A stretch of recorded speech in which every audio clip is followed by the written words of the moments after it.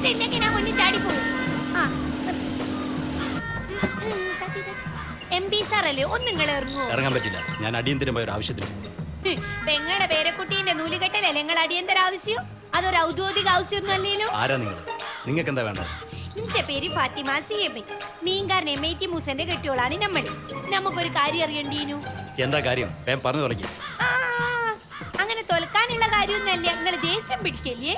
ഒരു ജനപ്രതിനിധി എന്ന് പറഞ്ഞാല് ജനങ്ങൾ പറയുന്ന എന്താവശ്യവും ക്ഷമയോടെ കേൾക്കണം. നിങ്ങൾ കാറിന്റെ അകത്തുനിന്ന് ഒന്ന് ഇറങ്ങിയാൽ നമുക്ക് സൗകര്യമാകും. ഇത് വല്ലാത്ത ശല്യമായി പോലെ.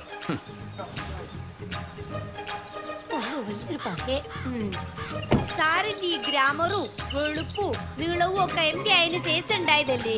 കൃത്യമായിട്ട് പറഞ്ഞാല് പാർലമെന്റ് ക്യാൻറ്റീനിലെ ഭക്ഷണം കഴിച്ചതിന് ശേഷം. ക്യാൻറ്റീനിൽ ഞാൻ നന്നായി ഭക്ഷണം കഴിക്കാറുണ്ട്. എത്ര നേരം കഴിക്കൂ? ഒരു 3-4 നേരം കഴിക്കും, ചിലപ്പോ 5 നേരം. ഈ കേരളത്തിലെ എല്ലാ MP മാരായിരുന്നു വെട്ടി മിണിങ്ങലല്ലേ? അത് പിന്നെ കുറഞ്ഞ പൈസക്ക് ഭക്ഷണം കിട്ടിയ ആരാ തിന്നത്? അന്നപ്പോ നിങ്ങള് കേരളത്തിലെ MP മാര് മുഴുവനും ഒരുമിച്ചൊരു പ്രസ്താവന ഇറക്കണം. എന്ത് പ്രസ്താവന? പാവങ്ങളെ പാചകവാതകത്തിന്റെ സബ്സിഡി നിർത്തലാക്കാൻ പറഞ്ഞ സർക്കാർ ഉണ്ടല്ലോ. ആദ്യം MP മാരെ സബ്സിഡി എടുത്തു മാറ്റണം. അയ്യോ, അത് പറ്റില്ല. അത് പറ്റണം സാറേ. ഞങ്ങൾ പാവങ്ങൾ നിങ്ങളെ പറ്റിക്കണില്ലേ, അതുകൊണ്ട് ഇതും പറ്റണം. ഞങ്ങൾ എന്ത് പറ്റിച്ചു എന്നാ നിങ്ങൾ പറയുന്നത്? അറിയാണ്ട് പൂജ നെക്കിയിട്ട് സബ്സിഡി എടുത്തു കളയുന്ന ഒരു ഏർപ്പാടില്ലേ, അതൊന്നാം തരം പറ്റിക്കല. അതുകൊണ്ട് MP മാരൊക്കെ ഒത്തുകൂടിയിട്ട് പത്രത്തെ സമ്മേളനം വിളിച്ചിട്ട് ഒരു പ്രസ്താവന നടത്തണം. നിങ്ങൾ പറയുന്ന അനുസരിച്ച് പ്രവർത്തിക്കാൻ നടക്കാണോ ഞാൻ? നിങ്ങൾ ആരാ എന്നോട് ആജ്ഞാപിക്കാൻ? ഇത് നിങ്ങൾ അനുസരിച്ചില്ലെങ്കിൽ ഈ ഫാത്തിമ CM ആരാണ് നിങ്ങൾ അറിയൂ.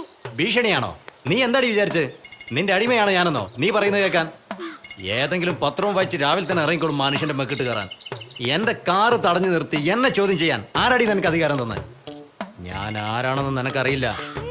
നിങ്ങൾ ആരാണ്? നിങ്ങൾക്ക് അറിഞ്ഞൂടെങ്കിൽ നിങ്ങൾ നമ്മളോട് ചോദിക്കും നിങ്ങൾ ആരാണെന്ന്. അന്നപ്പോ നമ്മൾ പറഞ്ഞ നിങ്ങൾ ആരാണെന്ന്. ഇനി നമ്മൾ ആരാണ് നിങ്ങൾക്ക് അറിഞ്ഞൂടെങ്കിൽ നിങ്ങൾ നമ്മളോട് ചോദിക്കും നിങ്ങൾ ആരാണെന്ന്. നിർത്തടി നിന്റെ അധിക പ്രസംഗം.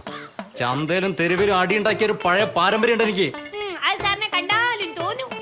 എണ്ണായിപ്പോയി, അല്ലെങ്കിൽ എന്റെ ചെകിട് ഞാൻ പൊളിച്ചാനേ. പോലീസിനെ വിളിക്കണോ സാറേ? സാറിന് ഒരു പെണ്ണ് ഭീഷണിപ്പെടുത്തിയെന്ന് പറഞ്ഞിട്ട്? യെസ്, വിളിക്കണം. എന്റെ കാറ് തടഞ്ഞു നിർത്തിയ ഒരു പെണ്ണെന്നെ ഭീഷണിപ്പെടുത്തിയെന്ന് പറഞ്ഞു വിളി. വിളിക്ക് സാറേ, വിളിക്ക്. അത് എന്നെ നമുക്ക് മാണ്ടി.